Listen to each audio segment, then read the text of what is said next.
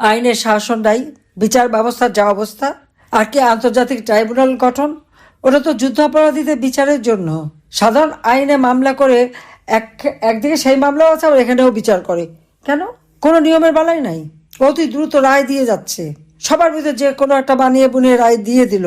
কিন্তু যারা আজকে রায়গুলি দিচ্ছেন, আমরা আপনাদের চিনে রাখছি, ছাড়বো না। এটা তারা ছাড়া পাবে না, আমি জানি। জনগণের আদালত বড় আদালত, জনগণের শিক্ষা একদিন তারা পাবেই, এটাই আমার বিশ্বাস। আজকে বাংলাদেশের ভাবমূর্তি কিচ্ছু নেই, সব নষ্ট।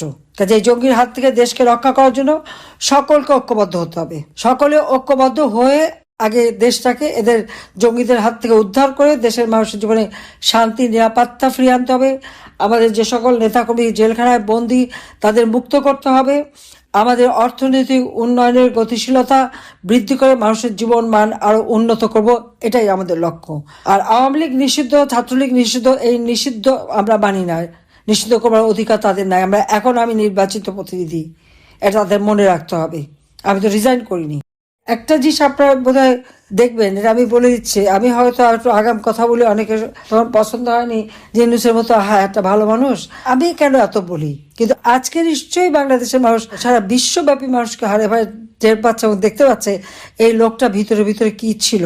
এত অর্থ সে কোথা থেকে পায়? 666 কোটি টাকা যদি কারো ইনকাম ট্যাক্স, কত টাকা থাকলে 666 কোটি টাকার তার ট্যাক্স হয়? একবার একটা চিন্তা করে দেখেন। এই লোকটার এই টাকার উৎস কি, এটা কেউ কখনো জিজ্ঞেস করেনি কেন?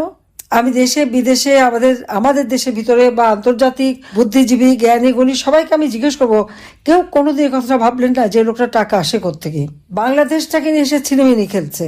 সাংবিধানিক ভিত্তি যার নাই, সে ক্ষমতা দখল করাতে অনেকে খুব বাহবা দিল যে এইরকম লোক আসছে, বাংলাদেশ একেবারে শান্তির দেশে বয়ে যাবে।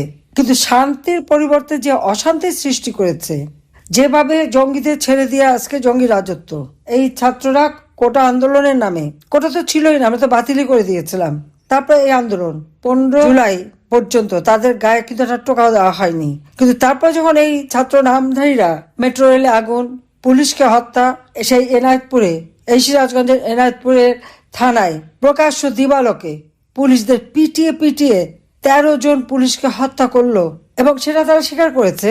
সমন্বয়ক একজন এনসিপি লিডার হাসিব বলল পুলিশ হত্যা করেছিল আর মেট্রো রেলে আগুন দিয়েছিল বলেই কিন্তু তাদের বিপ্লব সফল হয়।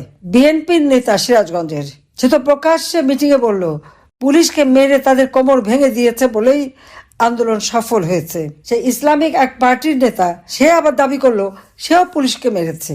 আর এনসিপির বেশ অনেকে তো গর্বস্বরে বলল যে পুলিশকে সে এমন মার দিয়েছে যে আর ওরা কোমর সোজা করে জন্য দাঁড়াতে না পারে, তার জন্য তাদের আন্দোলন সফল হয়েছে। এখানে আমার প্রশ্ন, আমাদের অগণিত আওয়ামী লীগ নেতা কর্মীর বিরুদ্ধে সন্ত্রাসের মামলা দেওয়া হচ্ছে, বিস্ফোরকের মামলা দেওয়া হচ্ছে। আমি নিজেও একজন, আমি নাকি খুনি, আমাকে তো মৃত্যুদণ্ড দিয়েই দিয়েছে। কিন্তু একটা কথা, যে ঠিক আছে যাদেরকে হত্যা করেছে তারা বলছে, এই হত্যাটা হলো কেন, কারা করলো? আর এই যে এত মানুষকে, পুলিশকে হত্যা করা হলো, আওয়ামী লীগ নেতাকে হত্যা করা হলো, যুবলীগের নেতাদের হত্যা করা হলো, পা বেঁধে ঝুলিয়ে রাখা হলো, কই একবারও তো সে কথা বলা হয় না যে কারাই হত্যাকাণ্ডগুলি ঘটিয়েছে, কারা এদেরকে মেরেছে, কারা পা বেঁধে ঝুলিয়েছে? ছবি আছে, ছবি দেখে দেখে এদেরকে তো খুঁজে বের করা যায়, সেটা কেন করছে না? এটা তো তদন্ত করা হলো না। আবু সাইদ, মুগ্ধ, আনাস, অমুক সব যারা মারা গেছে, হ্যাঁ আমি প্রত্যেক ফ্যামিলিকে ডেকেছি, আর্থিক সহায়তা দিয়েছি, সান্ত্বনা দিয়েছি, আহতদের চিকিৎসার ব্যবস্থা করেছি। 5ই আগস্ট পর্যন্ত প্রত্যেকে বিনা পয়সা চিকিৎসা পেয়েছে, দিয়েছি আমি।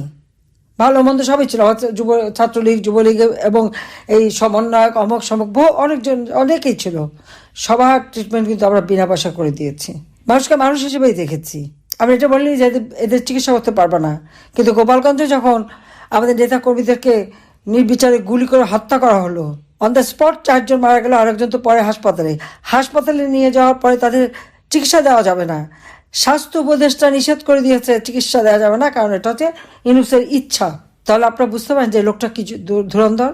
আজকে এত যে মানুষ মারা গেল, এত অগ্নিসন্ত্রাস, লুটপাট, সিরাজগঞ্জে আমাদের নেতাদের বাড়ি পোড়ানো হলো, ইউনিয়ন পর্যায় পর্যন্ত কোনো নেতার ঘর বাড়ি ব্যবসা প্রতিষ্ঠান নাই, সব পুড়িয়ে দেওয়া হয়েছে, সব জায়গায় আগুন নিঃস্ব করে দিচ্ছে। মানে আওয়ামী লীগের প্রত্যেকটা নেতা কর্মীকে শারীরিকভাবে নির্যাতন, জেল জুলুম, অত্যাচার অথবা খুন করে ফেলছে।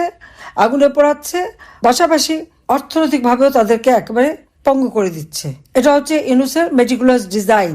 সেই ডিজাইনের ফলে এটা করে যাচ্ছে। আওয়ামী লীগকে নিষিদ্ধ করা হয়েছে, কারণ আওয়ামী লীগের অপরাধটা কি?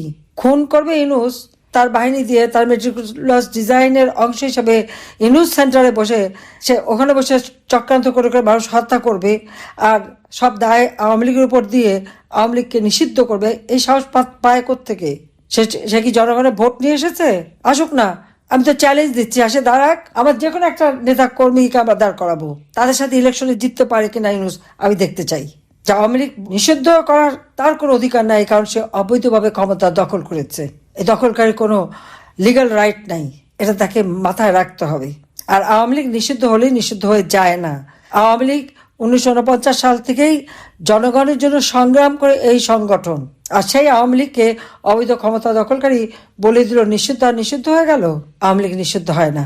আওয়ামী লীগ এই দেশের প্রাণ। আওয়ামী লীগ এই দেশ সৃষ্টি করেছে জাতির পিতা বঙ্গবন্ধু শেখ মুজিবুর রহমানের নেতৃত্বে। কাজে আওয়ামী লীগের প্রত্যেক নেতাকর্মীকে বলবো, সবাইকে মনোবল শক্ত রেখে চলতে হবে। কারণ এই সিরাজগঞ্জে আগুন দিয়েছে, সেই ঘরের ভিতরে আমার নেতাকর্মীরা পুড়ে মারা গেছে, তার কিন্তু কোনো মামলা না, বিচার না, কিচ্ছু না, মামলা করা যাবে না। আইনের শাসন নাই, বিচার ব্যবস্থার যা অবস্থা। আর কি আন্তর্জাতিক ট্রাইব্যুনাল গঠন? ওটা তো যুদ্ধাপরাধীদের বিচারের জন্য। সাধারণ আইনে মামলা করে একদিকে সেই মামলাও আছে, আবার এখানেও বিচার করে। কেন? কোনো নিয়মের বালাই নাই, অতি দ্রুত রায় দিয়ে যাচ্ছে। সবার ভিতরে যে কোনো একটা বানিয়ে বুনিয়ে রায় দিয়ে দিল। কিন্তু যারা আজকে রায়গুলি দিচ্ছেন আমরা আপনাদের চিনে রাখছি, ছাড়বো না, এটা তারা ছাড়া পাবে না, আমি জানি। জনগণের আদালত বড় আদালত, জনগণের শিক্ষা একদিন তারা পাবেই, এটাই আমার বিশ্বাস। আজকে প্রত্যেকটা জায়গায় আপনারা দেখেন কি অবস্থা। করাল বস্তিতে আগুন দিয়ে পুড়িয়ে কয়েক হাজার মানুষকে একবার নিঃস্ব করে দিল, কারণ ওই জায়গায় নাকি নতুন কি প্রজেক্ট করবে ইউনূসের। পয়সা বানানোর যা যা ফন্দি সবই আছে। মানে আজকে চাঁদাবাজ, জঙ্গি, সন্ত্রাসীদের স্বর্ণযুগ বাংলাদেশে। আমি সারা বাংলাদেশটাকে একটা অর্থনৈতিকভাবে কোথায় নিয়ে গেছিলাম, একটা উন্নত দেশে নিয়ে গেছিলাম। 7,97,000 কোটি টাকার বাজেট রেখে এসেছিলাম, আর এখন 3 লক্ষ কোটি টাকার উপরে ঋণ খেলাপি। 46টি বড় হিসাব উধাও। টাকাগুলি কোথায় গেল? কিভাবে টাকাগুলি পাচার করে নিয়ে গেল কেউ বলতে পারবে না। ইউনূসের এই দুঃশাসনে আজকে দরিদ্র আরো দরিদ্র হচ্ছে। যেখানে আমি দারিদ্রের হার 18 ভাগে নামিয়ে এনেছিলাম, আর হত দরিদ্রের হার 5 ভাগে নামিয়ে এনেছিলাম, আজকে সব বেড়ে গেছে। শুধু তাই না, আমি যে 5 কোটি মানুষকে নিম্নবিত্ত থেকে মধ্যবিত্তে পরিণত করেছিলাম, তাদের জীবনমান উন্নত করেছিলাম, আজকে সেখানে দেখা গেল 6 কোটি মানুষ আবার দরিদ্র সীমার নিচে চলে যাচ্ছে। কি দক্ষ শাসক, আর কি চমৎকার ব্যবস্থাপনা তার। একটা যোগ্যতা সে দেখালো, জঙ্গি হিসেবে সে যে পারদর্শী এটা সে খুব ভালোভাবে দেখালো। এটাই হলো অবস্থা। যেভাবে নির্যাতন ঘরের মধ্যে ঢুকে ঢুকে, আমাদের প্রত্যেকে মনে জোর রাখতে হবে, শক্ত হতে হবে। জনগণ আমাদের সাথে আছে। আজকে জনগণের পেটে খাবার নাই, দিনমজুরের পেটে খাবার নাই। একটা ইন্ডাস্ট্রি বন্ধ, প্রায় 300-400-র উপর তো গার্মেন্টস ইন্ডাস্ট্রি ছোট বড় মিলে বন্ধ হয়ে গেছে। বড় বড় ইন্ডাস্ট্রি তো 245টার মতো বন্ধ, আর তারপরে তো ছোটখাটো যেগুলি সাব কন্ট্রাক্ট করতো সব একেবারে বসে গেছে। লেবাররা সব বেকার হয়ে গেছে, তাদের কাজ নাই। তার উপর জিনিসের দাম, সারা বিশ্বব্যাপী চালের দাম কমে গেছে, বাংলাদেশে বেড়ে যাচ্ছে। ভারতীয় চাল কিনবে সিঙ্গাপুর থেকে, আর ভারতীয় চাল কিনবে দুবাই থেকে। কেন? এটা কোন খেলা আবার? কাজে সেইভাবে আমাদের সবাইকে এখন এক হয়ে কাজ করতে হবে, নামতে হবে। কারো মধ্যে কোনো দ্বিধাদ্বন্দ্ব থাকতে পারবে না। এখানে আমাদের অনেক নেতাকর্মীরা আজকে জেলখানায় মানবেতর জীবন যাপন করছে, কারা নির্যাতন করে। জেল হত্যা তো প্রতিনিয়ত চলছে। ইউনিয়ন, ওয়ার্ড, বিভিন্ন জায়গায় আমাদের নেতা কর্মীদের হত্যা করা হচ্ছে, ছাত্রদের হত্যা করা হচ্ছে, জেলখানা হত্যা করা হচ্ছে। হ্যাঁ, বড় বড় একটু চেনা পরিচিত হলে সবাই জানতে পারে, কিন্তু আসলে তা না। আমার কাছে যত খবর আসে, কোথায় গাইবান্ধা ইউনিয়নের এক ছাত্রলীগ নেতাকে সেখানে জেলখানা হত্যা করলো। ঠিক এইভাবে আমি একটা দুটো দৃষ্টান্ত দিলাম, কারণ অনেক সময় নিতে চাই না। এরকম ভাবে সারা বাংলাদেশে এগুলি সমস্ত হিসাব রাখতে হবে, এবং কারা এটা করছে তাদেরও। এভাবে চলতে পারে না একটা দেশ। আজকে বাংলাদেশের ভাবমূর্তি কিচ্ছু নেই, সব নষ্ট। কাজে এই জঙ্গির হাত থেকে দেশকে রক্ষা করার জন্য সকলকে ঐক্যবদ্ধ হতে হবে। সকলে ঐক্যবদ্ধ হয়ে আগে দেশটাকে এদের জঙ্গিদের হাত থেকে উদ্ধার করে দেশের মানুষের জীবনে শান্তি নিরাপত্তা ফিরিয়ে আনতে হবে। আমাদের যে সকল নেতাকর্মী জেলখানায় বন্দী তাদের মুক্ত করতে হবে। আমাদের অর্থনৈতিক উন্নয়নের গতিশীলতা বৃদ্ধি করে মানুষের জীবন মান আরো উন্নত করব, এটাই আমাদের লক্ষ্য।